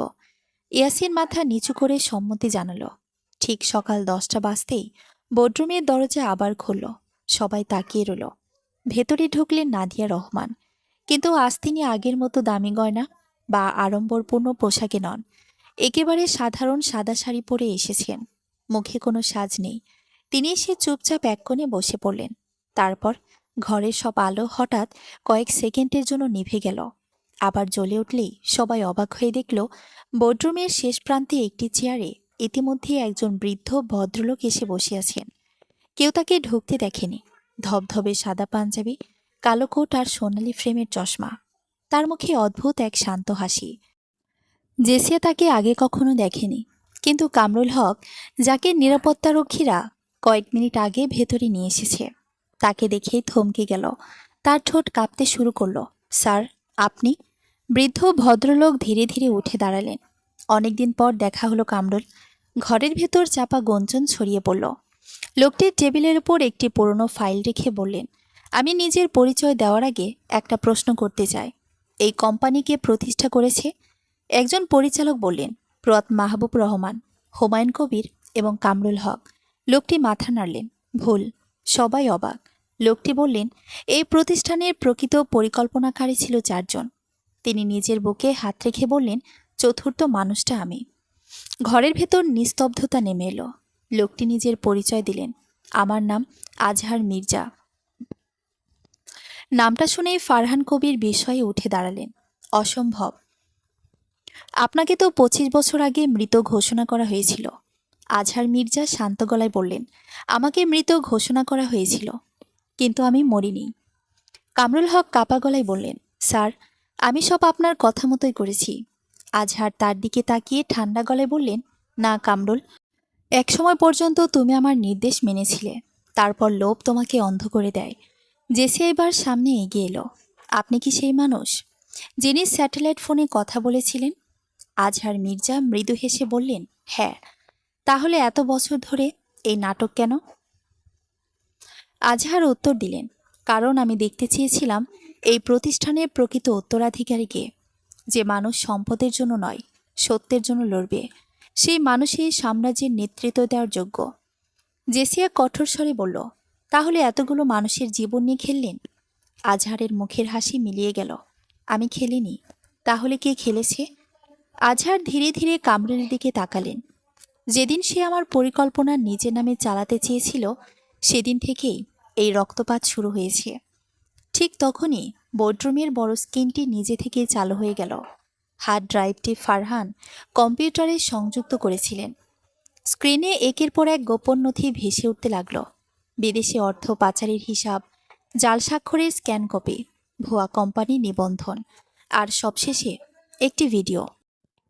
ভিডিওতে স্পষ্ট দেখা গেল কামরুল হক কয়েকজন সহযোগীর সঙ্গে বসে পরিকল্পনা করছেন কিভাবে জেসিয়াকে মানসিকভাবে ভেঙে দিয়ে কোম্পানির নিয়ন্ত্রণ নেওয়া যায়। সেখানে নাদিয়াকে ব্যবহার করার পরিকল্পনাও রেকর্ড হয়েছে। ভিডিও শেষ হতেই পুরো বেডরুমে হইচই শুরু হয়ে গেল। একজন পরিচালক টেবিলে হাত মেরে বললেন, এটা সরাসরি অপরাধ। আরেকজন উঠে দাঁড়িয়ে বললেন, আমরা অবিলম্বে কামরুল হককে পরিচালনা পর্ষদ থেকে বহিষ্কারের প্রস্তাব দিচ্ছি। কিন্তু সবাইকে অবাক করে দিয়ে কামরুল হক হঠাৎ হেসে উঠলেন, প্রথমে ধীরে, তারপর আরও জোরে। তোমরা ভাবছো খেলা শেষ? তিনি ধীরে ধীরে কোটের ভেতর থেকে একটি ছোট রিমোট বের করলেন। এই ভবনের বেসমেন্টে কি আছে জানো? জেসিয়ার বুক ধক করে উঠল। কামরুল ঠান্ডা গলায় বললেন, আমি যদি এই বোতাম চাপি, তাহলে শুধু এই কোম্পানি নয়, গত 30 বছরের সব প্রমাণ চিরতরে ধ্বংস হয়ে যাবে। তার বুড়ো আঙ্গুল ধীরে ধীরে লাল বোতামের উপর নেমে এলো। বেডরুমের বাতাস যেন এক মুহূর্তেই ভারী হয়ে উঠল। কামরুল হকের ডান হাতের বুড়ো আঙ্গুল লাল বোতামের ওপর স্থির। ঘরের ভেতরে উপস্থিত প্রত্যেকের চোখ এখন সেই ছোট্ট রিমোটের দিকে। কয়েক সেকেন্ডের নীরবতা যেন কয়েক ঘন্টার সমান দীর্ঘ মনে হচ্ছিল। কেউ কথা বলছে না, কেউ নড়ছেও না। জেসিয়া বুঝতে পারছিল এই মুহূর্তে সামান্য ভুল সিদ্ধান্ত সবকিছু শেষ করে দিতে পারে।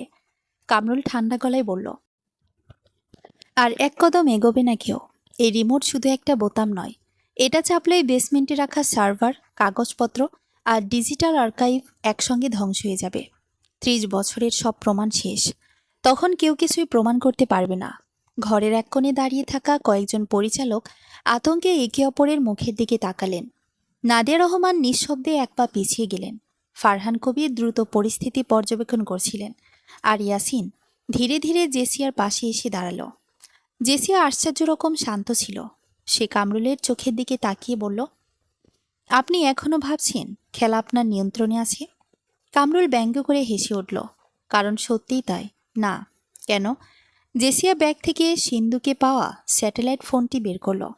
কারণ আপনি একটা বিষয় খেয়াল করেননি। কামরুলের চোখে প্রথমবারের মতো সামান্য উদ্বেগ দেখা দিল।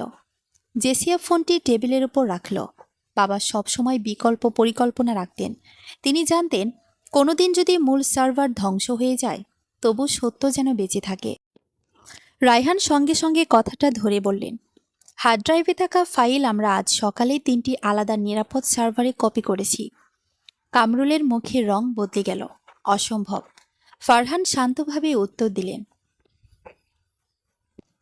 আপনি যখন বোর্ডরুমে ঢোকার প্রস্তুতি নিচ্ছিলেন, তখনই কাজটা শেষ হয়ে গেছে। জেসিয়া এবার নিজের মোবাইল ফোনটি বড় স্ক্রিনের সঙ্গে সংযুক্ত করল। স্ক্রিনে একের পর এক বার্তা ভেসে উঠতে লাগলো। Backup completed, server 1। Backup completed, server 2। Encrypted, achieve, secured. ঘরের সবাই স্বস্তির নিঃশ্বাস ফেলল। জেসিয়া ধীরে ধীরে বলল, আপনি যদি এখন বোতাম চাপেন, কিছু কাগজ নষ্ট হবে, কিন্তু সত্য আর ধ্বংস হবে না। কামরুলের কপালে ঘাম জমতে শুরু করলো। সে প্রথমবারের মতো বুঝতে পারল জেসিয়া তার প্রত্যাশার চেয়েও এক ধাপ এগিয়ে। ঠিক তখনই আজহার মির্জা সামনে এগিয়ে এলেন। কামরুল, শেষ করে দাও এই নাটক। কামরুল অবিশ্বাসের চোখে তাকালো। আপনি আপনি আমার পক্ষ নেবেন না? আজহার দীর্ঘশ্বাস ফেললেন। আমি তোমাকে সুযোগ দিয়েছিলাম নিজের ভুল স্বীকার করার, কিন্তু তুমি প্রতিশোধকে ব্যবসার চেয়েও বড় করে দেখেছ। কামরুলের চোখে রাগ আর হতাশা একসঙ্গে ফুটে উঠল। সবাই আমাকে ব্যবহার করেছে। ইয়াসিন এবার সামনে এগিয়ে এলো। না, সে সিদ্ধান্তগুলো তুমি নিজেই নিয়েছিলে। নাদিয়াও বললেন, আমাকেও তুমি মিথ্যা বলে ব্যবহার করেছ। বোর্ডরুমে উপস্থিত এক পরিচালক নিরাপত্তারক্ষীদের ইশারা করতেই তারা ধীরে ধীরে কামরুলকে ঘিরে ফেলল। কামরুল শেষ চেষ্টা হিসেবে রিমোটটি শক্ত করে ধরল। কেউ কাছে আসবে না। ঠিক সেই মুহূর্তে জেসিয়ার চোখ পড়ল রিমোটটি দেখে। সে হঠাৎ মৃদু হেসে ফেলল। কামরুল বিস্মিত হয়ে বলল, হাসছো কেন? জেসিয়া উত্তর দিল, কারণ আপনি নিজে নিজের সবচেয়ে বড় ভুলটা করেছেন। কি ভুল? জেসিয়া বলল, আপনি ধরে নিয়েছেন রিমোটটা এখনও কাজ করছে। কামরুল হতভম্ব। মানে? ফারহান টেবিলের উপর আরেকটি নথি রাখলেন। গত রাতেই আমরা বেসমেন্টে গিয়েছিলাম।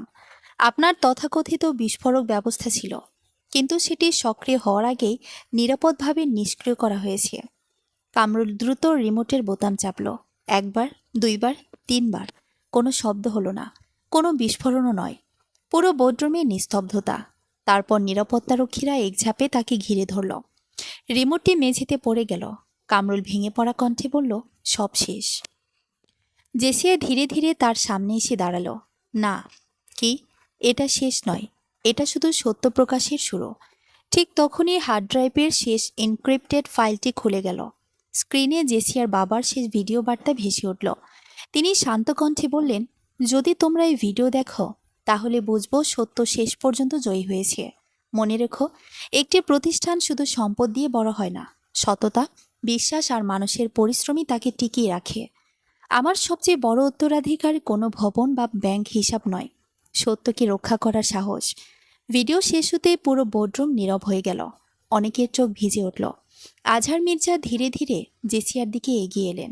আজ থেকে এই প্রতিষ্ঠানের নেতৃত্ব তোমার হাতে। জেসিয়া শান্তভাবে মাথা নাড়ল। নেতৃত্ব নেওয়ার আগে একটা কাজ বাকি। কি কাজ? জেসিয়ার নিরাপত্তারক্ষীদের দিকে তাকিয়ে বলল, কামরুল হককে আইনের হাতে তুলে দিন, আর তার বিরুদ্ধে থাকা প্রতিটি প্রমাণ যথাযথভাবে তদন্ত সংস্থার কাছে পাঠানো হবে। নিরাপত্তারক্ষীরা তাকে নিয়ে বেরিয়ে যেতে শুরু করলো। দরজার কাছে পৌঁছে কামরুল একবার পেছনে তাকালো।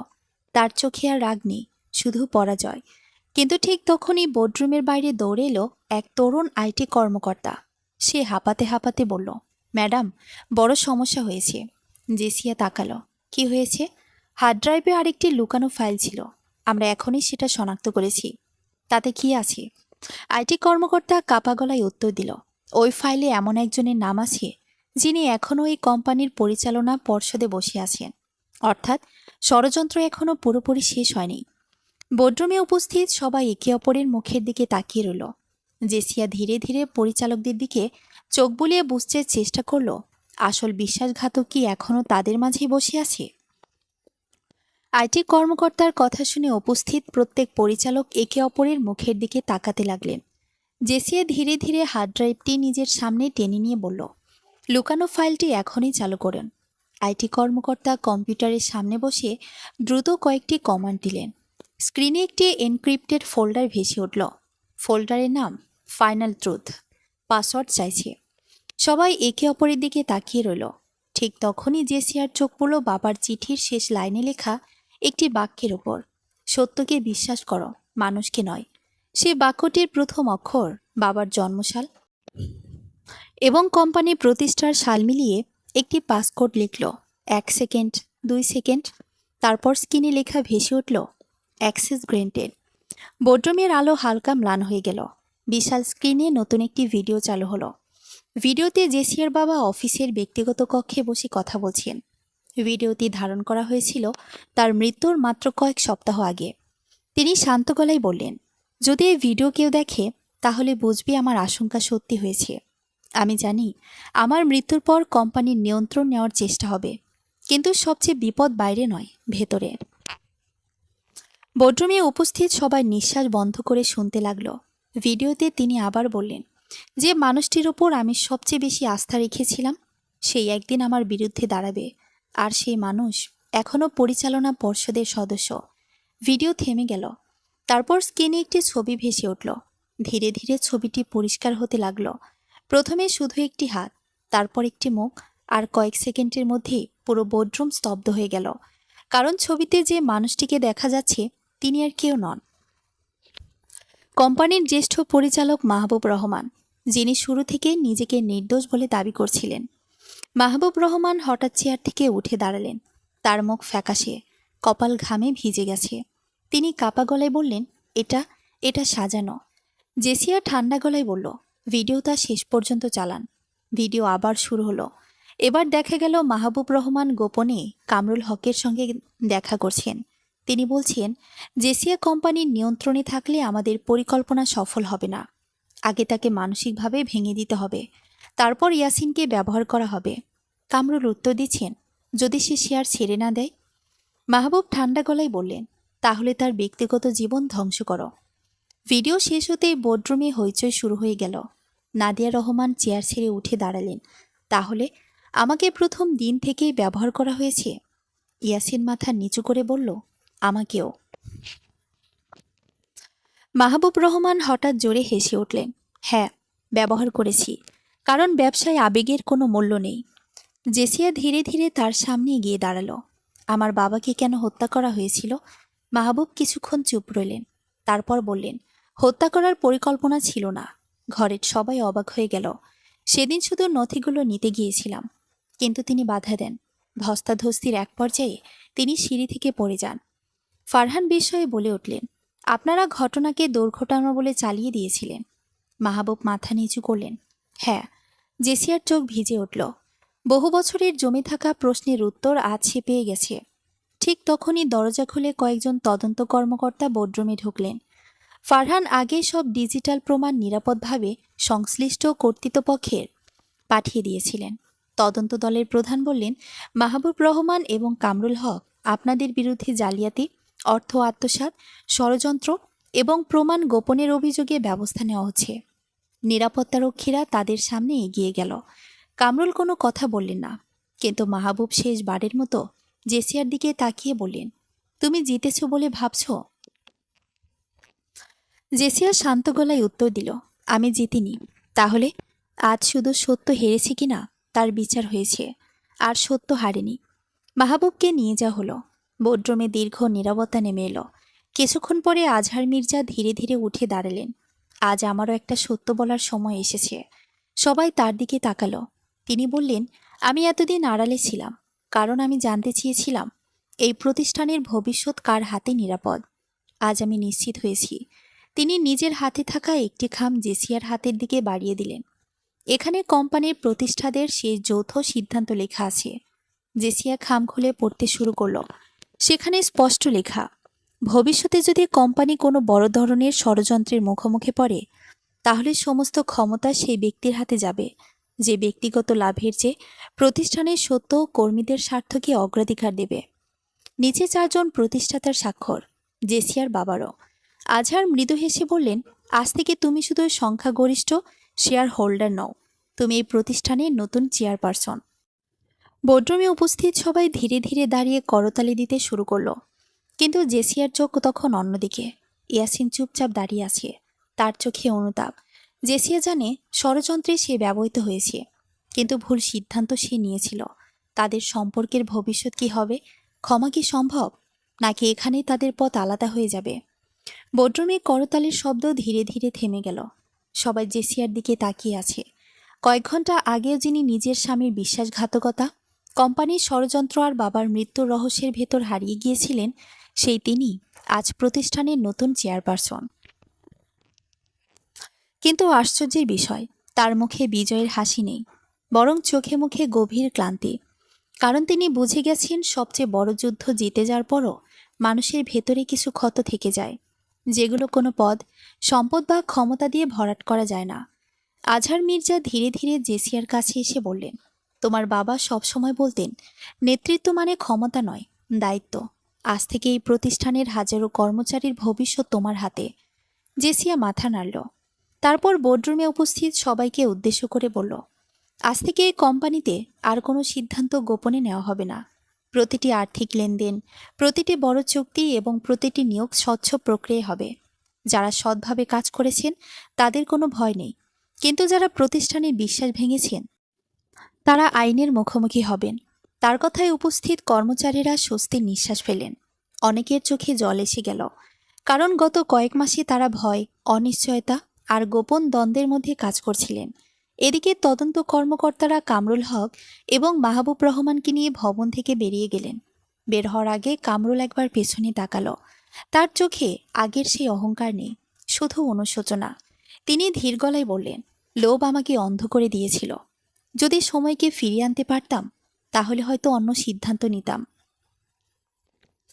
জেসিয়া কোনো উত্তর দিল না, কারণ কিছু ভুলের ক্ষমা হয়তো মানুষ দিতে পারে, কিন্তু তার পরিণতি থেকে কেউ মুক্তি পায় না। সব আনুষ্ঠানিকতা শেষ হতে সন্ধ্যা হয়ে গেল। একে একে সবাই বোর্ডরুম ছেড়ে বেরিয়ে গেলেন। বিশাল ঘরে তখন শুধু জেসিয়া আর ইয়াসিন দাঁড়িয়ে। দীর্ঘ নীরবতার পর ইয়াসিন ধীরে ধীরে বলল, আমি জানি আমি তোমার বিশ্বাস ভেঙেছি। যদিও আমাকে ব্যবহার করা হয়েছে, তবু শেষ পর্যন্ত সিদ্ধান্তগুলো আমারই ছিল। সেই দায় আমি এড়াতে পারি না। জেসিয়া জানালার বাইরে ডুবে যাওয়া সূর্যের দিকে তাকিয়ে রইল। ইয়াসিন আবার বলল, তুমি যদি আমাকে কোনোদিন ক্ষমা না করো, তবুও আমি তোমাকে দোষ দেব না। শুধু একটা কথা বলতে চাই, আমি কখনো তোমাকে ভালোবাসা বন্ধ করিনি। আমি ভয় পেয়েছিলাম, সেই ভয়ই আমাকে ভুল পথে নিয়ে গেছে। জেসিয়া ধীরে ধীরে তার দিকে ফিরল। ভালোবাসা শুধু মুখে বলার বিষয় না ইয়াসিন, বিশ্বাস রক্ষা করাও ভালোবাসার অংশ। যেদিন তুমি সত্যটাকে আমাকে না বলে অন্যদের কথায় চলেছিলে, সেদিনে আমাদের সম্পর্ক ভেঙে গিয়েছিল। ইয়াসিন মাথা নিচু করে দাঁড়িয়ে রইল। কিছুক্ষণ পর জেসিয়া শান্ত গলায় বলল, আমি তোমাকে ঘৃণা করি না, কিন্তু আগের মতো বিশ্বাসও করতে পারি না। ইয়াসিন চোখ তুলে তাকালো, তাহলে আমাদের সম্পর্ক? জেসিয়া দীর্ঘশ্বাস ফেলল, এই মুহূর্তে আমি কোনো সিদ্ধান্ত নেব না। আমাদের দুজনেরই সময় দরকার। সম্পর্ক টিকে থাকে সত্য, সম্মান আর বিশ্বাসের ওপর। যদি কোনোদিন মনে হয় সেই বিশ্বাস আবার তৈরি হয়েছে, তখন ভবিষ্যতের কথা ভাবা যাবে, কিন্তু আজ নয়। ইয়াসিন নীরবে মাথা নাড়ল, তার চোখ ভিজে উঠেছিল। পরদিন সকালে জেসিয়া কোম্পানির সব কর্মচারীদের নিয়ে একটি সাধারণ সভার আয়োজন করলেন। সেখানে তিনি ঘোষণা দিলেন, গত কয়েক মাসে যারা ষড়যন্ত্রের কারণে চাকরি হারিয়েছেন, বা অন্যায়ের শিকার হয়েছেন, তাদের প্রত্যেকের বিষয় পুনরায় পর্যালোচনা করা হবে। কর্মীদের জন্য একটি জরুরি সহায়তা তহবিল গঠন করা হবে এবং কোম্পানির লাভের একটি অংশ কর্মীদের কল্যাণে ব্যয় করা হবে। সবার শেষে প্রবীণ রিসেপশনিস্ট সালমা খাতুন এগিয়ে এসে বললেন, ম্যাডাম, আজ মনে হচ্ছে কোম্পানিটা আবার আগের মতো হয়ে যাবে। জেসিয়া মৃদু হেসে উত্তর দিল, আগের মতো নয়, আরও ভালো হবে। কয়েক সপ্তাহ পরে আদালতে মামলার শুনানি শুরু হলো। ডিজিটাল প্রমাণ, ভিডিও, আর্থিক নথি এবং সাক্ষীদের জবানবন্দির ভিত্তিতে কামরুল হক ও মাহবুব রহমানের বিরুদ্ধে অভিযোগ প্রাথমিকভাবে প্রতিষ্ঠিত হলো। তদন্ত আরও বিস্তৃত হলো, যাতে ভবিষ্যতে এমন ষড়যন্ত্র আর কেউ করতে না পারে। আজহার মির্জাও প্রকাশ্যে নিজের ভুল স্বীকার করলেন। তিনি বললেন, আমি সত্যকে রক্ষা করতে চেয়েছিলাম, কিন্তু আড়ালে থেকে অনেক কিছু জটিল করে ফেলেছি। সামনে এসে যদি কাজ করতাম, হয়তো এত ক্ষতি হতো না। এই স্বীকারোক্তি জেসিয়ার কাছে গুরুত্বপূর্ণ ছিল, কারণ তিনি বুঝেছিলেন ভুল করলে তা স্বীকার করাও সাহসের পরিচয়। সময় ধীরে ধীরে সবকিছু বদলে দিতে শুরু করলো। কোম্পানি আবার লাভের মুখ দেখল, নতুন বিনিয়োগে গেল, কর্মচারীদের মুখে ফিরল হাসি। আর জেসিয়া নিজের বাবার পুরনো স্বপ্ন বাস্তবায়নের কাজ শুরু করলেন। তিনি কোম্পানি নামে একটি শিক্ষাবৃত্তি চালু করলেন, যাতে দরিদ্র কিন্তু মেধাবী শিক্ষার্থীরা উচ্চশিক্ষার সুযোগ পায়। পাশাপাশি একটি স্বাস্থ্য সহায়তা তহবিলও গঠন করলেন কর্মচারীদের পরিবারের জন্য। এক বিকেলে বহু প্রতীক্ষিত সেই কক্সবাজার ভ্রমণের দুটি বাতিল হওয়ার টিকিটের কথা মনে পড়ল জেসিয়ার। সে ড্রয়ারের ভেতর থেকে বাতিল টিকিটের রসিদটি বের করল। কিছুক্ষণ তাকিয়ে থেকে মৃদু হেসে সেটি ছিঁড়ে ফেলল। অতীতকে ধরে রেখে ভবিষ্যৎ গড়া যায় না। সন্ধ্যায় সে একা বারান্দায় দাঁড়িয়েছিল। আকাশে লাল সূর্য ধীরে ধীরে অস্ত যাচ্ছিল। হঠাৎ ফোনে একটি বার্তা এলো, তুমি ভালো থেকো, আমি নিজের ভুল শুধরে নতুন মানুষ হওয়ার চেষ্টা করব, ইয়াসিন। জেসিয়া বার্তাটি পড়ে কোনো উত্তর দিল না, শুধু ফোনটি বন্ধ করে আকাশের দিকে তাকালো। তার মনে হলো, জীবনে কিছু মানুষ ফিরে আসে, কিছু মানুষ হারিয়ে যায়, কিন্তু সত্য, আত্মসম্মান আর ন্যায়বোধ, এই তিনটি জিনিস কখনো হারানো উচিত নয়। সেদিন রাতে নিজের বাবার ছবির সামনে দাঁড়িয়ে জেসিয়া ধীরে বলল, বাবা, আপনার শেখানো সবচেয়ে বড় শিক্ষাটা আজ বুঝতে পেরেছি। সম্পদ মানুষকে বড় করে না, মানুষ বড় হয় তার সততা, সাহস আর সঠিক সিদ্ধান্তের মাধ্যমে। জানালার বাইরে তখন হালকা বাতাস বইছিল। মনে হচ্ছিল যেন অদৃশ্য কোথাও থেকে বাবা আশীর্বাদ করছেন। জেসিয়া চোখ বন্ধ করে এক গভীর নিঃশ্বাস নিল। তার জীবনের একটি অধ্যায় শেষ হয়েছে, কিন্তু নতুন একটি অধ্যায়ের সূচনা আজ থেকেই। সমাপ্ত।